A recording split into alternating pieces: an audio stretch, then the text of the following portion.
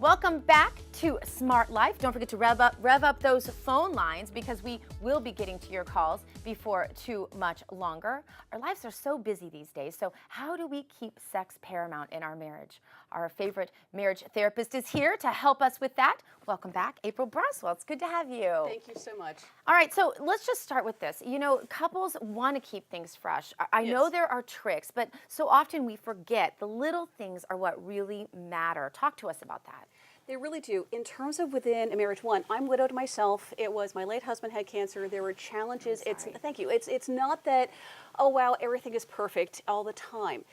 For sex to be really an important part of marriage that way, it's something where the couples need to discuss it and have an agreement on a regular basis of reiterating to each other, this is an incredibly important part of marriage to me, and it isn't just something, there's often this sort of myth that, oh, it's men who want sex and we're women, we don't. We do, thank you. We do, and it's important for both the husband and the wife to be making sex an important part of their marriage and to give it an important place and priority. As a marriage therapist, you have to know like the greatest risk factors. I, of course, know one of those is pornography, especially for men. What are the other red flags that people should just really try to free their lives of so that it facilitates a healthier marriage? One of the things, especially it's the 21st century and most people are not living in these sort of idyllic romantic relationships of where it's the two of them alone at home in this glorious palatial mansion, just the two of them. Most people these days either, you have children as well as a number of people with interesting changes in the economy may have adult children again back in their homes, or they may have parents who are there taking care of. So it really is. And they may be working a lot longer hours, so they're much more tired at night. Exactly. So, and that's it. It's about making it a priority, and literally it's one of those things we often think like, oh, it has to be spontaneous in order for it to be fulfilling and wonderful. No, that's great. It's marvelous when you get to be planned, because I mean, I don't know, doesn't that take some of the passion away if it's planned? Actually, no, because it's very much from the Jewish faith that the married couple was celebrating their union. It was even in some cases in the marriage contract that you were celebrating this on the Sabbath and having your union on the Sabbath, so you knew when it was going to be. Really? Yes. I never heard that. I don't hear much on this show that I never heard, but that's an impressive one, April. You know, I mean, it's sweet because it's on one hand you can be very playful with that. So it's like, oh honey, it's Friday night again. It's Saturday night. You know what that means. You know, and it can be this fun, playful thing. For goodness sake, let it be playful in your marriage. So it's Friday morning. It's your day, and you've got to flirt about that. Fun little flirtations leading up to that. Keeping a sense of humor. How important is a sense of humor to good sex? It is essential, and it is something where, because it's that whole thing of being playful together. Otherwise, you know, it's like, can you imagine sex not being fun? You know, so it's like, of course, it's to be playful together. Also, as we're aging, I always joke about, you know, get out the cane and the walker. It is, I was like, you know, like we're not decrepit, you know, but it's like there are changes that happen. You're over 35, you maybe had multiple children. He is over 40 or so as well. You know, it is not the same as Shazam. Everything is working the same way it did in your 20s. In your 40s, you know, in your 50s, there are differences. Making a priority having a date night.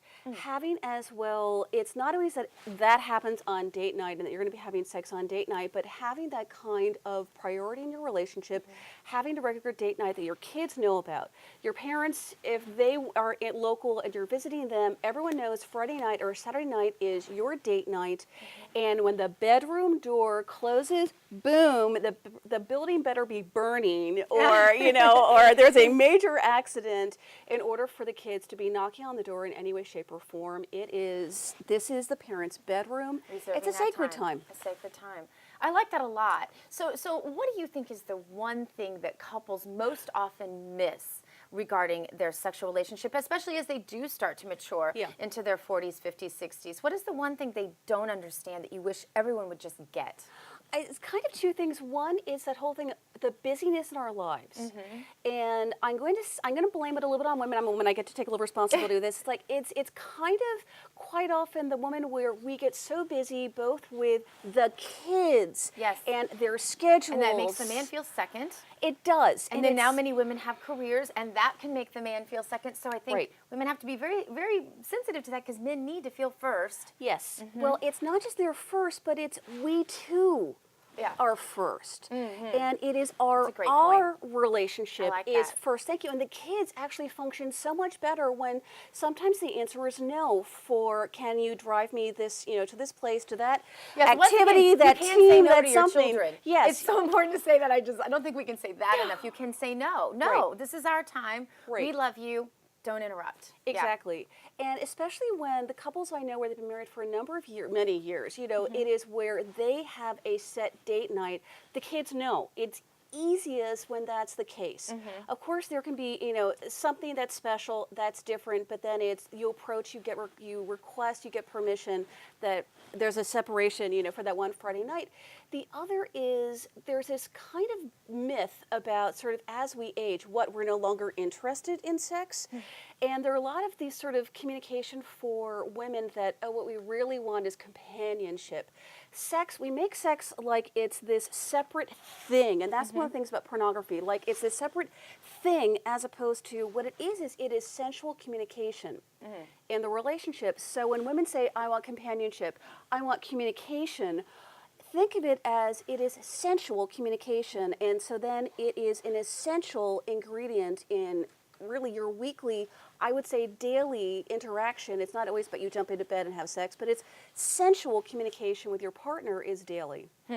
I like that a lot. And I know that sometimes my girlfriends and I will talk about, ooh, we're doing this for our husband's night. We're going to have this special dinner. We're going to do that. And then I notice, the friends will stop texting at a certain time of night. I'm like, oh, she's having a good one. And that's an important thing that I think women can encourage one another in as well. Like that's an important part of it because encouraging someone to have a healthy relationship, as you know, is as much a part of being a good friend as anything else. Now, for those people who say, all right, we got the 7-year itch or whatever, it's just not there. Can they find it again? Or if it disappears, is it gone?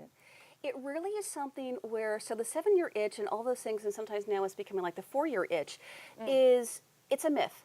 So it really is, if that is what is occurring. You don't have to be scared of that happening. It is, well, and it's not only like, it's more about where the two of you are, if you're not making, we all get in our ruts.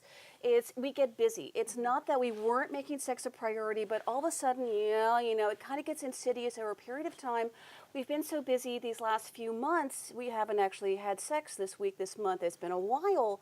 It's quite often when things have gotten a little fallow in the relationship where that's where you've got to draw the line in the road and make a point.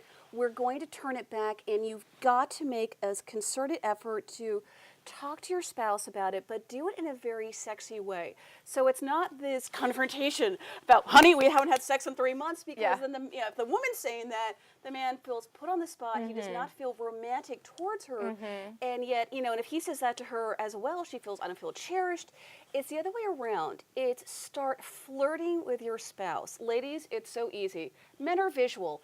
It's not about, suddenly you show up, at breakfast in, the décolletage, and showing everything off. But it's just start being a little flirtatious with him and okay, then dressing what do you a do little if he bit doesn't sexy. notice?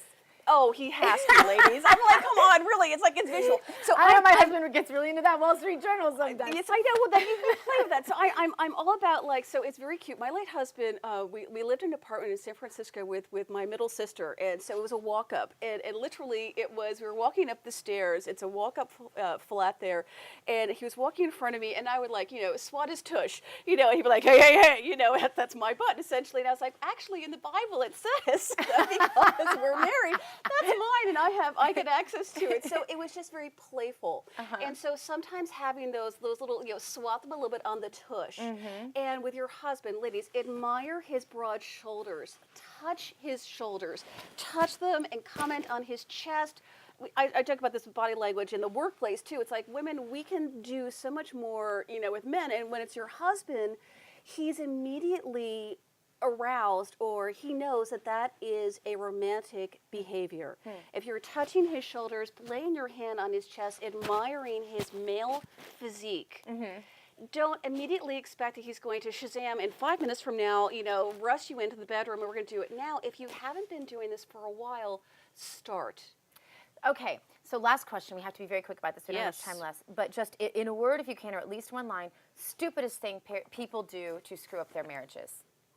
The stupidest thing they do is where we all get into taking each other for granted at times, thinking that that's allowed and that you don't have to come back from it. That is the most insidious way to destroy your marriage. Appreciate that. I think that's absolutely spot on. Thank you so much you. for being with us. April Braswell, we appreciate it so much. We will be getting to your calls and letters coming up later on the show, so rev up those phone lines. You know the number, 888-650-8176, or you can go to the Smart Life page on moneybizlife.com. Click on Ask Dr. Gina.